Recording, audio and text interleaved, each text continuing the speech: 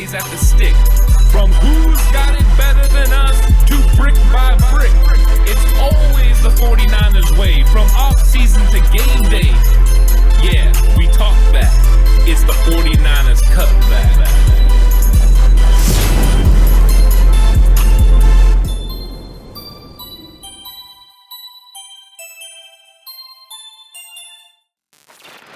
It's 49ers Cutback Podcast time. Yesterday was D-Day, so now we have information on Dee Ford's status. Yeah, it's not great information. I mean, I guess it's better than the information that was originally coming out and being reported By Pro Football Talk and Mike Florio. There were a bunch of people. I mean, I'm shocked that they got it wrong. But listen, they had some stuff that came out that basically was saying that Dee Ford was texting teammates and basically letting them know that he was being released, and that he was being released by the 49ers. People were like, oh, 49ers fans had a lot of different takes. Some of those were yikey sort of takes. Some of them were, heartfelt sort of, like farewells to. I did see a full spectrum of them, yeah. It was all over the place. It was up and down. There's definitely mixed feelings and mixed emotions with Dee Ford because, you've seen what he can do when he's healthy. And then, there's the fact that he's just not available and hasn't been out there and hasn't been able to stay healthy. But he has not been released. He wasn't texting teammates to let them know, that he was leaving the 49ers and the organization was letting him go. He was texting teammates that, hey, I'm not going to be seeing you because I'm going home to do my rehab, because that's what's happening. The Niners are leaving him on IR. That's the breaking news here about Dee Ford. Is he staying on IR? He's going to be going back to Kansas City. He's going to be doing his rehab process there, although Kyle said they don't know how much rehab he's going to get done because this is a chronic issue. And as long as it's acting up, he's not really going to be able to do a lot of rehab. So I'm just wishing Dee Ford the best and for the best health. Yeah, it's never a good sign when they say rest. Anytime you say rest, that means you don't have the opportunity to either stay at the status that you are right now or even get better. This is not a good situation. The 49ers are in somewhat of an albatross when it comes to his contract. Even if they would have cut him, they would only save $2 million. The way Kyle Shanahan approached this is we're going to address this at the end of the season. We haven't really thought about releasing D at this time, but it's something that we're going to have to, that cross that bridge when we get there. And the offseason is going to be that bridge. I'm sure they're going to try to work out some sort of an agreement with him. I think they would like for him to retire if he's not able to come back. But with a post-June 1 designation would be my guess. That way they could free up some space. And he might do them a solid the same way that Weston Richburg did. We'll see. We'll also see if he's ready to retire. Because if Dee Ford isn't ready to retire, he might not be ready to give up that money. He might want to force the 49ers' hand to actually cut him and still pay him the salary and not give them a break. We'll see. It's going to be an interesting offseason when it comes to Dee Ford. And I saw a little bit of a kind of people starting to get a little bit worked up about the pass rush. And Alex, I was wondering if you were concerned about the pass rush because people are saying without Dee Ford, there's really no one else that can provide pass rush besides Nick Bosa on the roster. And no, I'm not kidding. You're not joking? No, this actually came from content creators, yeah. These are content creators? Hold on, it's not just like normal Joe Schmo fan. These are people who speak on behalf or about the 49ers? Yeah, it was a content creator. That's why I brought it up, yeah. Oh my. That's nonsense. Charles Omenihu has been putting nothing but pressures since he's been in the game. Willis has put pressures. I mean, has it been consistent? I mean, it's not always consistent, but has he gotten pressures on quarterbacks and gotten sacks and hits? And yes, Omenihu. Yes, Kevin Givens, Kentavious Street. Yes, Samson Ebukam. Yeah, I mean, does that name ring a bell for that content creator? I almost want to ask who, but I don't want you to put them on blast necessarily on the pod in order to accomplish that. So we can talk off air about that. Yeah, I don't really want to put him on blast. I was just curious what you thought about that. Is that a real that's a perception that people have about the 49ers? Defense that's basically Nick Bosa and then a bunch of dudes. They've put a lot of pressures on the quarterback this year. I feel like they have too. I'm pretty sure they're top 5 in the league in terms of quarterback pressures. Well, and I feel like over the last 5 weeks that Arden Key, Samson Ebukam been phenomenal. Charles Omenihu, Eric Armstead have all kind of been putting on pressure. It's not one guy consistently. It's like the other guys are doing it opposite Nick Bosa enough to force things to happen. To me, I thought that it's been improving over the last 5 weeks. I was a little surprised to see that is stunning. What somebody sees when they watch. And that's why I tell you all the time, it's crazy that people see it different ways. So that's why I was wondering if you saw it the same way I did or... I see it in a very similar light. I think I have a little bit more faith in like guys like Ebukam right now, just because of the way that he's developed this year and how much he's changed and altered. And I don't know how you feel necessarily about that per se, but I think I have more faith in Samson Ebukam than a lot of 49ers fans do. Charles Omenihu, what I've seen from him is absolutely phenomenal. And yes, Nick Bosa is the catalyst that gets this thing going and ticking the way that it ticks. But the reason for that is because Eric Armstead on the interior, DJ Jones on the interior, Kevin Givens on the interior, Arden Key on the interior, Charles Omenihu on the other side, Willis on the other side, Ebukam on the other side. These guys are playing at a level that is solid enough that teams are having to make choices. Do I single up DJ Jones? Because if I do, he's going to beat me on a pass rush. Do I single up Eric Armstead? Well, teams have basically already made that decision, and the answer to that is no. Teams refuse to single up Eric Armstead. They want no part of Eric Armstead being singled up. Yeah. None. He doesn't on pass rushing downs, he doesn't get single coverage, which means Nick Bosa is going to be singled up. That's why sometimes other times they're going to chip him as well and do other things like that. But this is what I mean. This is the 49ers have found something formula-wise with this D-line that I don't think a lot of people quite grasp yet.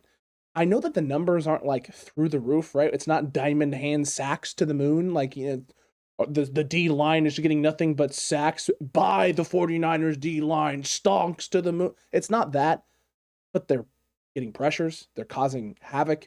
Quarterbacks aren't comfortable. Quarterbacks are out of rhythm early in football games. Some quarterbacks are able to find the rhythm and get things going late. Others are not able to at all, and that leaves the door wide open for the 49ers to take advantage. And by the time you get to playoffs, right, defense and running the football, those are the two most important things, right? Being able to control the tempo of the game, control the clock, and being able to get pressure on the other team's quarterback and cause disruptions in terms of drop back timing and the things offensively they want to do in rhythm. 49ers do those two things better than most teams. And anyone who's like, you know, the Niners don't get pressures on quarterback, that's just it's not accurate. Last week you had over 50% of the dropbacks for Joe Burrow. Straight dropbacks were pressured. If you're dropping back 50% of the time, means half of your pass attempts where you're going back, you have a hand in your face or someone coming at you. It's only a matter of time before those things start to get after you. And yes, it was a little harder last week with the Bengals because you were rolling with Ambry Thomas out there in space. You were rolling in the second half with no Azeez Al-Shaair, which didn't help you at all. And at times you're rolling with a rookie corner in either Ambry Thomas or Diamond Lenore with a rookie safety in Talanoa Hufanga. If they've pulled Jaquiski Tartt off the field for some reason, I still don't understand why they do it, but they do it. You're going to have situations where a quarterback's going to be able to get the ball out quickly because you got young players out there who are going to make some mistakes or play a little softer than you'd like them to do. And so he's able to go to his read right away and get the ball out. When that happens, what is your pass rush supposed to do? Get there in 1 second? Get there in a half a second? Unless you got a perfectly timed blitz coming off the edge, he's going to get the football out. That's just how it works. Yeah, I think that this D-line is played pretty good overall. And I think that they've got a lot of talent. The Chris Caceres been missing and matching, allowing Nick Bosa to kind of go whatever side he wants to do. This has been kind of a controlled chaos situation for the 49ers. I think it's worked out very well, especially in the run fits. To me, this defensive line has played better against the run than they've played in the last 2 years. And that's saying something because they've had a pretty good defensive line since 2019. This thing has been rolling. Do they have the dynamics that they had in 2019? No, because they had Buckner, they had Dee Ford, with Bosa and Armstead, and that is just a foursome that is to be feared by everyone. So it's a different manner at which they're taking this thing and working with it. Samson Ebukam is getting a lot better. You can see it. There's some explosion there. He's dominating in some situations. He's just got to get more consistent with that, and that's going to come through consistency of working with Chris Caceres and working with these other defensive linemen. They're getting a chemistry going. You see Arden Key, Samson Ebukam that are able to play inside and outside. The flexibility that allows them to run stunts and everything that they've been doing recently has been fantastic. And the emergence of Arden Key. I mean, early on in the season, Arden Key was disappointing, to say the least. He was playing a base defensive end, spot in that wide nine, and it wasn't very successful. And since they've been able to move him inside occasionally, it's gotten a lot better. And I think this is a recipe for success this week against Atlanta, where you got a stationary, target in Matt Ryan. Can you get at Matt Ryan with these athletic, quick defensive linemen and force this pocket to collapse right on top of him? It's going to be fun to watch. And I think this defensive line is just getting better and better every week. And the thing is they have 4 games now to hit their peak. And if they hit their peak going into the playoffs, it's going to be scary for everyone else. So I'm excited about it. Dee Ford is a big loss because Dee Ford added a speed element off the edge that is hard to match in this league. I mean, he's one of the premier pass rushers when they traded for him from Kansas City, and a real weapon. And opposite of Nick Bosa, that's pretty dangerous. So we don't have that, but what we have is a nice core group of guys that if you use their skill sets the way that you can, the way Chris Kasarik has, you can make up for that. Will it be the same as Dee Ford? No, you'll have to do it in a different way, in a different avenue, but you could still get it done. 100%. So, and on the season, I pulled this up because I wanted to get a look at this. I'm going to read off some numbers to you, and you tell me if this seems like a fairly solid year for the 49ers. We have 13 games, okay, on the season. The Niners have blitzed 121 times. Okay? They have hurried the quarterback 43 times. They have pressured the quarterback 109 times, and they have sacked the quarterback 33 times. Yeah, it's pretty solid. I mean, would I like the sack numbers to be up a little bit? Of course I would. 100%. I would love for there to be like 10 more sacks, but you can attribute some of that to the fact that you don't have Kinlaw, you don't have Dee Ford. Right there, that counts as some of the sacks you're going to be losing. But they found creativity, and I feel like their sack numbers have been going up the last couple of weeks. And I think that over the next 4 games, they could get those numbers even farther. I mean, for them to they could get 45 sacks. I think that is not out of the realm of possibilities. They can get into the 40s in sacks. I would love for the season number to be in the 50s, but I'll take in the 40s, and especially if you can do that in the playoffs. Oh, 100% if you can do it. If you can do it in the playoffs, and it changes everything. It changes everything the way that you're doing. And the 49ers have been defensively, it seems like the pressures and the hurries and things of that nature have been ramping up as the season has progressed. And I think part of that is due to the depth of the D-line, right? Is you have guys who are finding their groove, finding their rhythm. They're finding the right formula of what guys to play with who, when to sub guys in, when to let your go-to guys roll. And if a guy gets on a hot streak, right, a guy is just dominating a player, letting him just have his run, have his opportunity. We saw Kentavious Street early in the season have a successful run of about 4 or 5 drives in a row where he was making plays and doing things just a couple of weeks ago. Kevin Givens as well was a guy, as soon as he came back from injury, got some run. Maurice Hurst is still sitting there lying in the wait to come back into the fold with this group.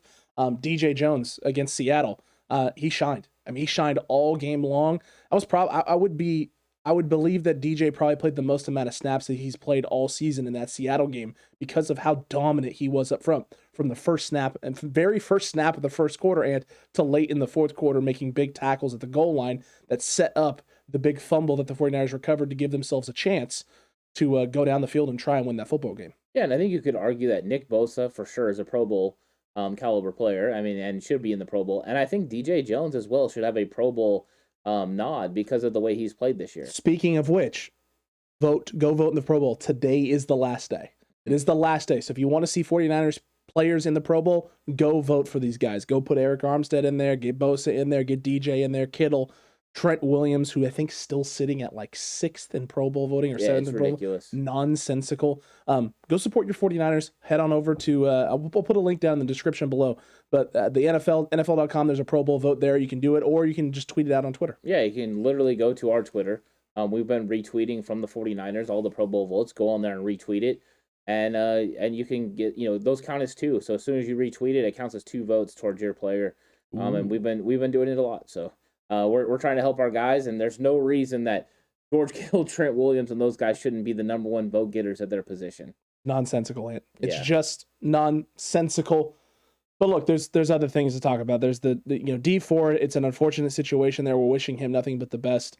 And the 49ers are definitely, like you talked about a little earlier, going to have a very tough decision to make because you can move off of him and save $2 million, which is nice, except you're going to eat $14 million in dead cap. If he's not willing to retire and wants to play, well, then it kind of makes more sense to maybe see what you can get out of him. You got a handful of games out of him this year. A handful of something is better than a handful of nothing. So 49ers will make that decision when the time comes. I imagine they're going to talk a lot with Dee Ford about that as well. But there were some other moves that the 49ers made, and surprisingly with the practice squad. Whew, I'm stunned, Ant. Once again, the Niners making practice squad moves. The 2 were they signed cornerback Lavert Hill and offensive lineman Wyatt Miller to the practice squad. Hill, 5'10", 190-pound guy. Originally signed with Kansas City in 2020 as an undrafted free agent, so a relatively young cornerback. Miller, 6'5", 302. was an undrafted free agent with the Jets in 2019. So both guys, young, developing players, don't have a lot of experience. Both were undrafted talents. And ironically enough, Hill was a University of Michigan guy. So another Michigan guy to go along with Ambry Thomas. I don't think they were there at the same time or spent any time together, but from the same system. Yeah, Lavert Hill is actually someone I was familiar with, and that's the reason why, because of Michigan. I had watched a lot of Michigan games because of Jim Harbaugh. So he was a name I was familiar with right away. He's a guy that's going to come in and compete. He's a physical type cornerback. When you play in the Big Ten, you have to be a physical guy. So I mean, is he anything more than a depth piece? No, he's not. He's not going to go out there and start. He's not going to go out there, and take Ambry Thomas or Deommodore Lenoir's position.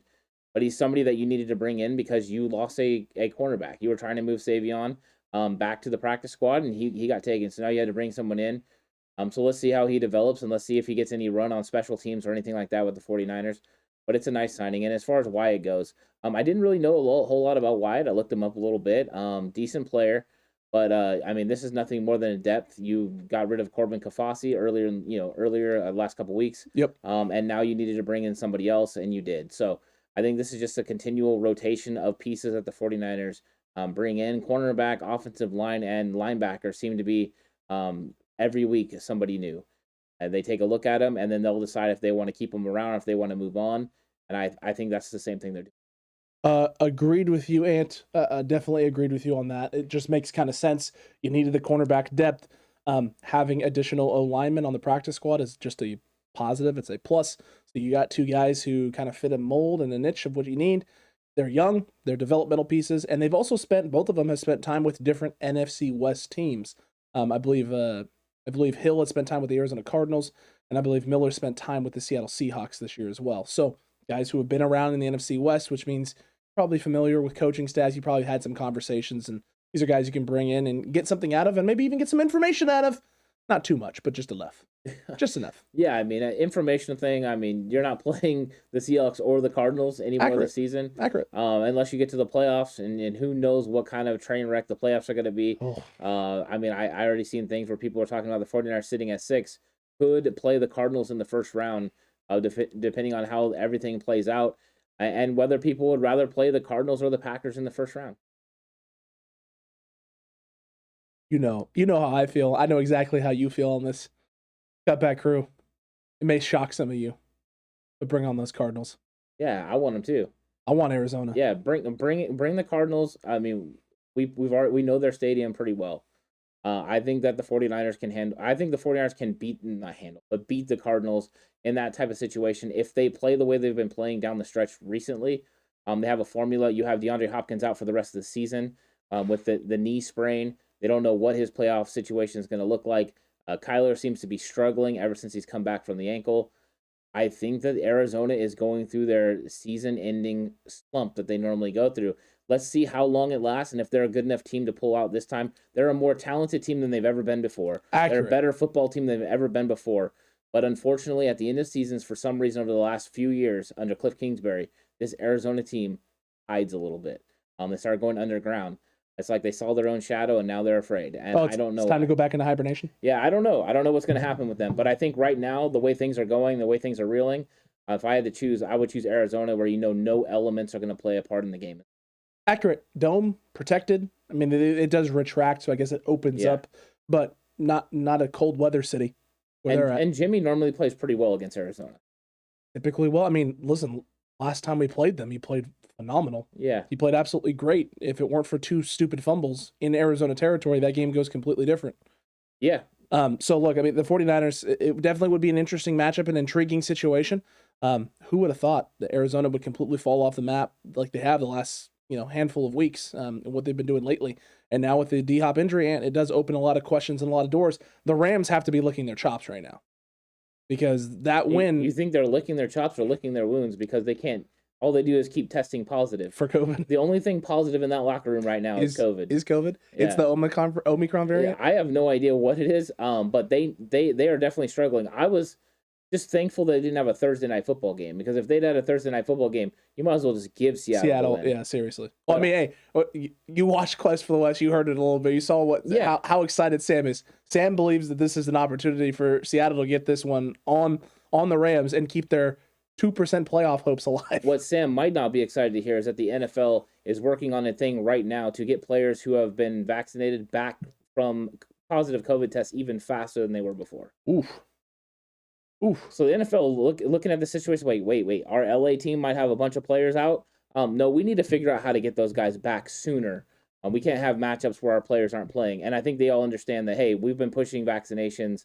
These guys have it. If they test positive, we need to try to get them back on the field as fast as possible. You got to try and, not cater to, and not even reward it. But it's one of those things where the people that you employ, the players on your football field, you ask them to do this. You made it harder for them if they didn't. So yeah, if they're going to go get it done and then they're also going to test positive, you need to find a way to try and get them back on the football field, because otherwise, what was the point? What was the point of pushing all of this and trying to get them to do it? The NFL is definitely taking a look at it. We'll see. Yeah, I don't know if anything comes out of it. Well, yeah. If something comes out of it, or if this is something that they're looking at right now to try and implement next year, who knows? Yeah, and out of the NFC West teams, the 49ers and Seahawks have not been hit by this at all. And Seattle, per Sam, yesterday on Quest for the West, not a single positive test in 2 years? Pete Carroll announced that the entire team is getting their booster shot. The entire team. So, I mean, they're out in front of this thing, and they're trying to make sure that they don't have anything coming up. And Jimmy Garoppolo was asked about this, and he said that he believes it's a team-first mentality that's helped the 49ers. He says, they're all worried about it, they're all paying attention, but they know how special this team could be and what's moving forward. You can't have anything come up. So I think everyone's being diligent and trying to make sure that they steer clear and stay away from these situations. And not pulling no ABs, Ant. No. Thank goodness for that. Yeah. Thank goodness for that. Shout out to the 49ers for that. Look, there are other things to talk about too as well. There are some injury updates, oh gosh, and player status updates, oh no. And that list was a little bit long on Wednesday, Ant. It was a little bit of a longer list.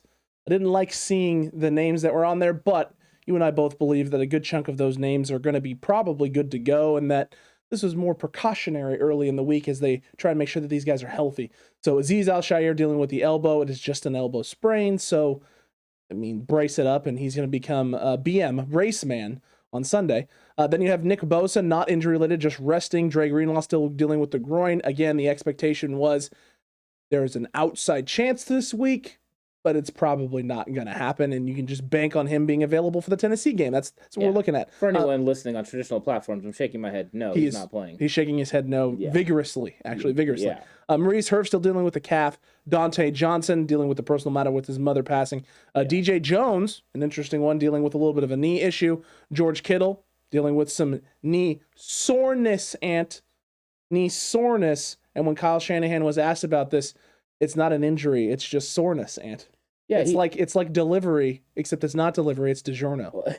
He was talking about the physicality of the game and just that it's a violent game. So I'm guessing it's more bruising and kind of beat up that way, and it's not an actual injury per se. Those things can be very painful and very tough. And you're playing on turf like that. When you land and you make 13 catches, and you make 13 impressive catches, and you come down on that ground continuously, or you get hit in the knees. Yeah, things are going to kind of come back to bite you in the long run. Just a little bit. I think every single person that played football woke up the next day feeling something they didn't know was there, or just having bruises all over their arms and everything. Yeah, teachers used to be very worried about us.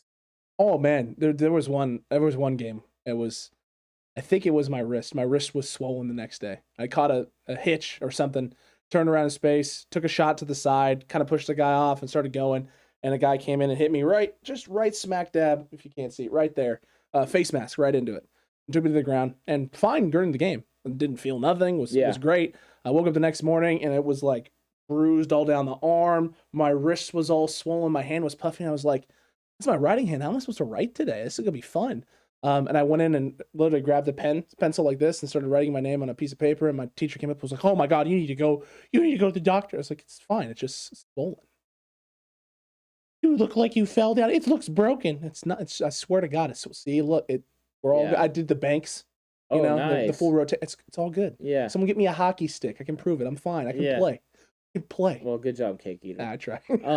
Yeah. No. Exactly. I used to throw forearms and elbows and things when I played football. So I used to have bruises all up and down my arms, and I refused to wear padding. I wore padding when I was younger as a youth player, but as I got into high school, no padding. Yeah, and it was as a center, you have one hand between your legs, the other hand needs to be doing something, and sometimes a nice placed forearm to the chin will get the job done. However, they're wearing a face mask, so you reap the benefits of the said move, and then you struggle with deal with the consequences that come afterwards. But yeah, it was all worth it in the end. Chicks dig scars, glory lasts forever. Wow. Footsteps Falco. Well done. Good old footsteps Falco. Good job, Shane Falco. Oh, thanks, man. Appreciate it. Yeah. Look, Alex Mack, not injury related. He was also out, just resting. Elijah Mitchell still dealing with a concussion and a knee as well, but was on the side field working. Which is good news. That means he's working out of his concussion protocol, which is nice. Accurate. And the fact that he's working on the side field makes you a little bit more confident about the knee as well. Because whatever knee irritation is, Jeff Wilson knee irritation, Elijah Mitchell knee irritation. I don't know what that exact diagnosis is. It's annoying. It's not it's not fully transparent. It's irritating. It actually is irritating. Yeah. I just want to scratch that itch. It's annoying. 100%. Just tell me, dang it. What is it? Swelling? Bursitis? I'm hoping it's nothing. I'm hoping it's nothing too. But knowing Jeff Wilson's coming off of like surgery and things with this, I'm assuming it's bursitis. It's fluid buildup in the sac pockets of his knee, and that's causing the soreness and the irritation that's going on. As for Elijah Mitchell, I have no clue because there is nothing, no one's talking about it other than just it's irritating. It could have been knee bothering him from carrying the run game with Deebo Samuel out.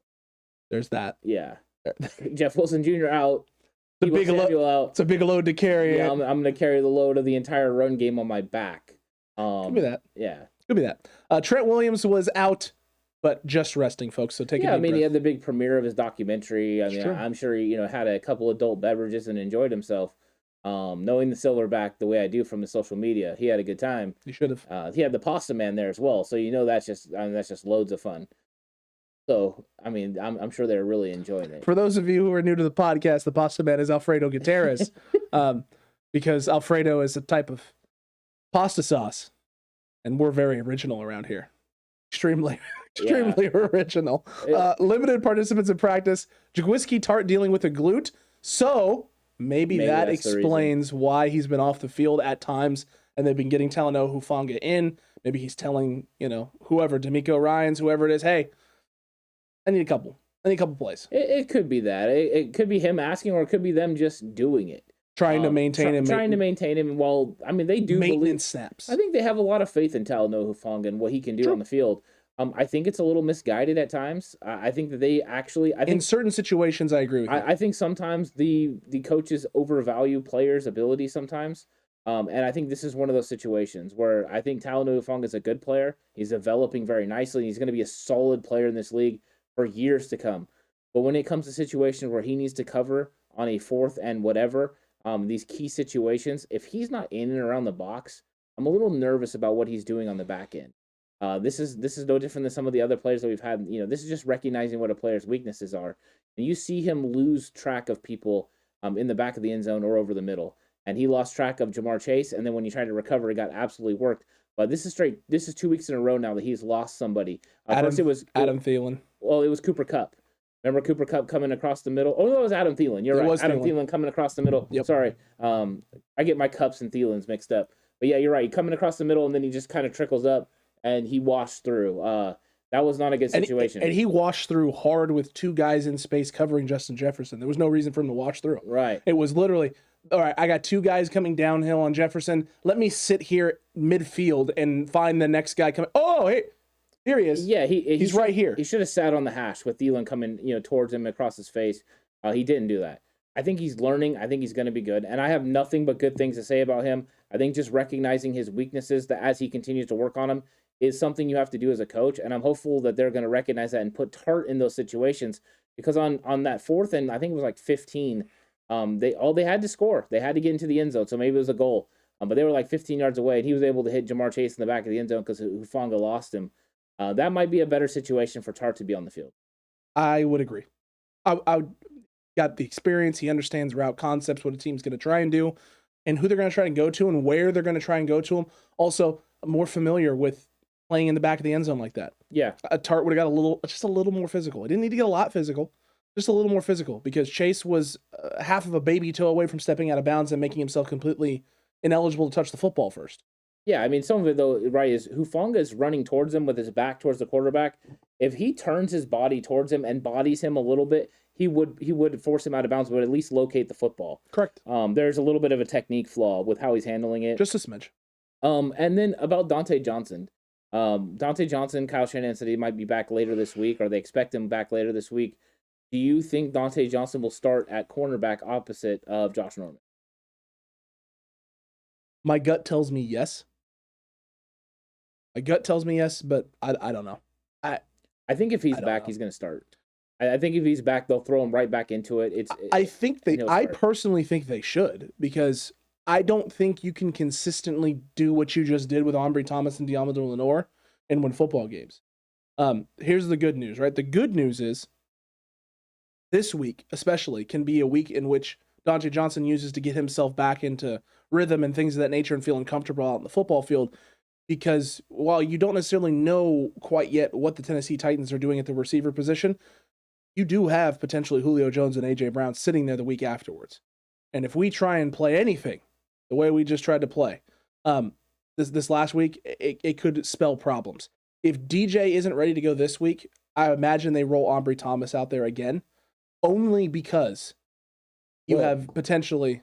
He's in concussion protocol. I know he's in concussion protocol. He was the next guy on the list. If he's good to go, though, I would imagine you have to roll Ambry, because with the size at wide receiver that they have, the Tennessee Titans, you need to make sure that he's comfortable and ready. Though. I'm aware that you got the Falcons this week, but try and get him comfortable. And they will throw Pitts out wide. The Atlanta Falcons will throw Pitts out wide, so it's a good mini Julio Jones simulation for him. I mean, you're going to double. I mean, so it's not a big deal. Wherever Pitts is, he's going to occupy two guys. You can put two guys on him and play everyone else, because Hurst is dealing with the illness. So you're going to be able to do that. And you, of course, have to locate Cordero Patterson and see where he's going to be at. Yeah, you see Cordero Patterson, where is Zacchaeus lined up, and is Russell Gage in the slot? Because if Russell Gage is in the slot, he runs a lot of seams and corners. And we got K'Wan Williams. There you go. And the thing is who do the 49ers go against every single week? Deebo Samuel in practice. So you think this defense isn't, prepared for a Cordero Patterson? He's the Diet Coke version of Deebo Samuel. I agree with you on that. I mean, so you're okay with this. I mean, he's a generic. You can handle it. Cordero Patterson's a good player. But if you can stop this run and you can get after Matt Ryan, they're going to be in a world of hurt, because they don't have the weapons that they could have had if they'd had Julio Jones. Julio Jones and Pitts together would have been very hard to stop. You are correct, Dan. Yeah. You are completely. But I think Dante Johnson will start if he's back. If DJ is back, he's definitely starting. I don't see a world in which it's someone else. Yeah, it's either him or Diamador Lenore. I don't think Ambry Thomas is going to be ready to go. It's going to be tough. Concussion protocol is no joke. It's hard to get out of. Yeah, well, that's the thing. The players haven't been making it out in time. That's true. Marcel Harris, Elijah Mitchell, they just haven't made it back. Trenton Cannon, I mean, he's on IR because of concussion protocol. His was pretty nasty. A little update on Trenton Cannon. He put on social media that he's feeling a lot better. He's not, feeling great yet, but he's definitely recovering. That's good. Yeah, it's good news. That's great news, and it's not looking like any severe spinal stuff. No, it was all concussion. It was concussion. I think he went out. That there's all being preventative, making sure there was nothing serious there. Well, I think he was out for quite a bit of time, and usually when you're out for a little bit of time, they don't take chances. From now on, anytime you're out, they pretty much want to take you to the hospital. Accurate. They just don't want to play games, and I don't blame them in this situation. I mean, you obviously, right, you're in concussion protocol. If you're out at all, you're not coming back into the game. No. Yeah. Just get him where you need to get him and find out. Oh, okay. Fred Warner was the other limited participant dealing with an ankle. Still no concerns yet. I mean, the fact that he's limited with a low ankle sprain is a good sign, barring a setback or him rolling it again in practice. He said he's fine. He said he'll be good to go at the game. He's going to be 100%. And the Falcons had some DNPs on Wednesday. Dante Fowler, safety Eric Harris, tight end Hayden Hurst, which you mentioned with the illness. Limited participants were defensive tackle Grady Jarrett, who's just resting. And then they had Richie Grant and, Edakumbo Ogundeji, their linebacker, another one of their linebackers. They were full participants. They were both back. Grady Jarrett's fine. He was having basically a rest day. Defensively, that is probably the biggest concern I have going into this weekend for the 49ers is Grady Jarrett, because he has been a monster on the interior all season long for the Falcons. He's one of the more consistent producers on that defense and in that front. Yeah, I think he's a big problem for the 49ers because their interior run blocking is really good, but their pass blocking is a struggle. What? And he is an absolute beast. Especially on pass rushing. Yeah, on pass rushing downs. And we just saw Daniel Brunskill probably struggle some of the most I've seen him struggle all year. So he's going to have to step up his game. And, Jared's going to propose a lot of problems. They're going to have to figure this thing out. The good news is it's not widespread. When you play like the Los Angeles Rams and teams like that, they have more than one guy. When you played, the Cardinals, they had J.J. Watt and Chandler Jones. Atlanta's is more central. You have to take care of one guy so you can scheme it up and figure it out. Do whatever they need to do. But yeah, they need to stop him because there are places that they can attack on this Falcons defense if they are able to get over this defensive front and this defensive linebacker group. 100%, Ant. It's going to be key. It's going to be important. We know who the key pieces are for the Atlanta Falcons. We know what they do. We know how they want to do it. And now it's up to the 49ers, DeMeco Ryans, and this team to figure out the best way to go about executing it and making sure you take those things away. Slow down Cordero Patterson. Make Matt Ryan have to be a guy who drops back and throws the ball 40 or 50 times with an O-line that is inconsistent at best in terms of pressure or not preventing pressures and protecting their quarterback. And then take away the things in the pass game. They like to send Cordero Patterson out of the backfield, run him on some wheel routes and things of that nature. So be prepared, keep him in front of you, and don't let Kyle Pitts beat you on the outside. He's tall, he's fast, he doesn't play like a traditional tight end.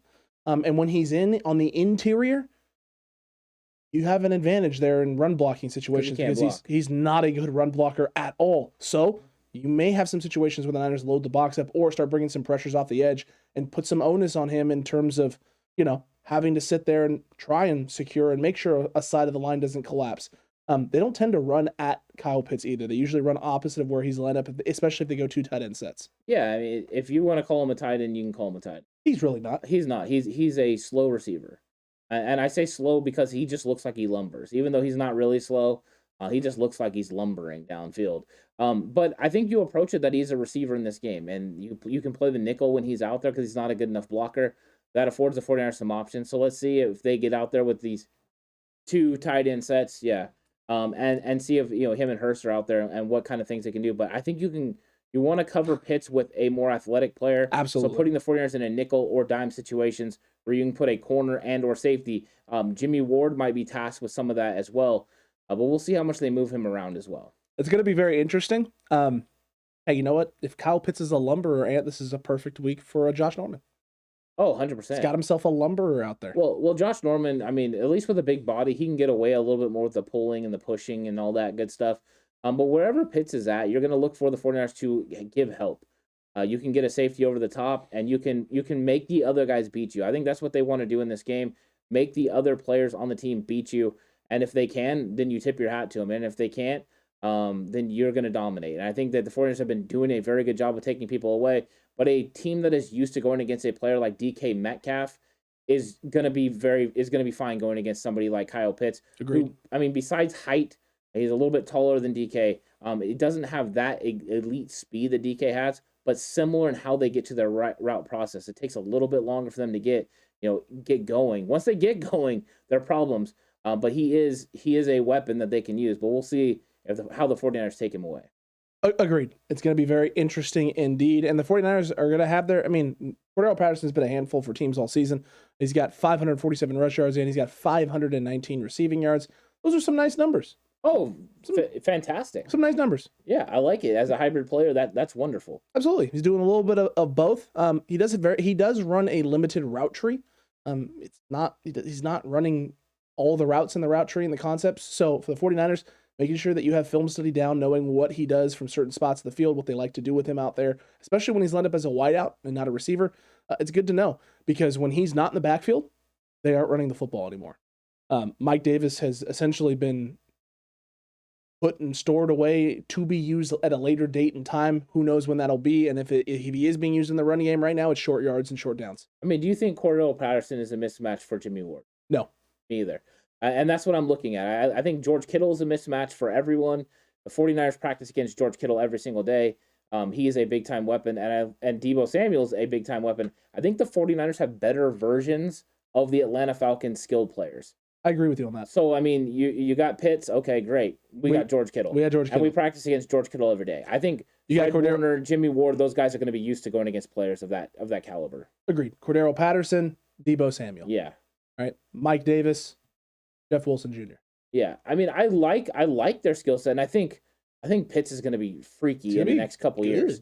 He's going to be really good. He's got some development to go there. And I like what they've done with Cordero Patterson. I mean, that's why we wanted him to come to the 49ers. Yes, it is. Yeah, we made that video a long time ago. We wanted him when he was a free agent because we seen the potential of a positionless player in Kyle Shanahan's offense. Who could also return kicks for you. That would have been wonderful. That was a big plus. Yeah, that would have been nice knowing how things turned out, but it's fine. Hey, it's all right. But good for him. But I think the 49ers are going to be ready to go against what they're about to see. I think the good thing for the 49ers is that Matt Ryan's a stationary target. If he gets going, he's still got the ability to cause issues. But if you get after him and get him off his spots, you can make him look really average really quick.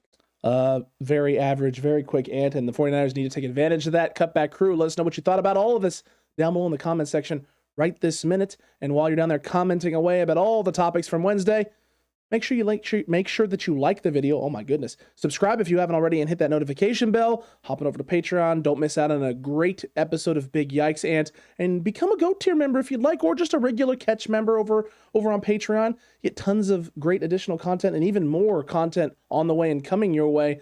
Man, Ant, I'm really looking forward to once we kind of get closer towards the end of this season and, once the 49ers have won the Super Bowl, yes, I said that, won the Super Bowl, all of the great, incredible things that we're going to be adding both to YouTube and over on Patreon. If you're already over on Patreon and you've been enjoying what is over there, just get ready because it's going to pick up in a big way. Yeah, content doesn't stop. I mean, when we get to the off season, after Alex had aforementioned the 49ers winning the Super Bowl, we are going to, launch our off-season schedule and getting into the things that we do there. We just have different seasons, and that's what's going to be coming. There's going to be a lot of cool original content over there. You're going to want to get involved. It's going to be on Patreon. It's going to be on YouTube. Anywhere where we can put content, we're going to do that, and we want everyone to get involved and enjoy it. So it's going to be a lot of fun. I'm looking forward to it, but I'm not looking forward to it more than I'm looking forward to the 49ers beating the Falcons on Sunday. That is primary, most important thing, numero uno right there. And 49ers taking care of business, getting themselves to 8-6. Ooh, that just sounds glorious. And it sounds a lot better than 7-6. It does sound a lot better than 7-6. It sounds much better than 7-7. But also, Ant, getting some revenge for 2019. 2019. We need revenge for 2019. We don't need it, but I want it. I don't forget. I don't forgive an inch, Ant. A literal inch. I want the Niners to take that inch early in the football game, ram it down the Falcons' throat, and then proceed to pile it on. I just want a pile on of the Falcons. I just want to pile the Falcons laying there being like, I quit. This isn't fun. I don't want to do this no more. This is crazy to me because when I think of Falcons, I think of two things. Number one, I think of Frank Gore scoring a touchdown to win in the playoffs in 2012 to send us to the Super Bowl and beat them for the NFC Championship and doing the dirty bird and then throwing it away. That was beautiful. And then also the pick at the stick with Navarro Bowman. Did we not handle the Atlanta Falcons, our former NFC rival? Yes. NFC West rival. I think we've done enough. I don't think 2019 and a Julio Jones late touchdown is something I'm really worked up about. I mean, listen, I'm not worked up about it, but I want to reassert dominance. I want to go back to 2012 and go back to the pick at the stick and just make sure that the Falcons know that we still own them. Oh, I have no problems with wanting to win this football game. I just am shocked we need a revenge for a 2019 regular season loss. I mean, I do think there's people that think that. There are people who feel that way. I'm not saying that that's wrong. I'm just saying I want a reassertion of dominance. The coach in me is like, it's not even the same team. It's not the same head coach. A lot of the players are different. This is completely a different roster. And I mean, now you have Arthur Smith calling plays. It's correct. Correct. This would be the pregame speech in which you go, this isn't the same team. But you know what? We need to reassert ourselves, right? We need to reassert ourselves as the owner of this. That's your speech? This here rivalry. No, it's not the actual speech. I'm just saying that's the premise of your speech. Well, I mean, yes, reasserting our dominance, getting ourselves that much closer to being not even complete control of our destiny, but complete control of the driver's seat. Oh. In terms of going into the playoffs. Oh, yeah. Mine's completely different. Of course. Yeah. Of course. No, mine is we got to go in there and handle business. We got to do what we do well. We got to go execute. The same thing as reasserting dominance. It's the same thing. It has less to do with the Falcons and more to do with us. Of course it has more to do with us. The Falcons doesn't matter. Oh, my Lord. The Falcons don't matter. The Falcons do matter. No, they're your opponent. The 49ers matter. Of course the 49ers matter. The biggest opponent. Since when do the 49ers not matter? The biggest opponent for the 49ers on Sunday is the 49ers. 100%. Hey, if they don't turn the ball over and they don't get in their own way, what do they do? They're 12-1. They win. That's true. Don't get in your own way and you'll win. You know what they did in that 2019 game against the Falcons? They got in their own way? Yeah, George Kittle fumbled inside the 10. That would have sealed that game. Don't remind me. I'm just saying that once again, it's self-inflicted wounds. The 49ers don't lose unless they have self-inflicted wounds. The 49ers, you heard it here from Coach Ant. Don't get in your own way. Don't shoot yourself in the foot. And as long as you don't do that, the win. Guaranteed. Bingo, bango. Bingo, bango, bongo, Cutback crew. Let us know if you agree with that as well. And let us know what your speech would be. We want to know what you would have to say to the 49ers heading into this big game against the Atlanta Falcons in Week 14. We'll see you on the next one, though. And until then, stay safe. Remember, the right way is always the 49ers way.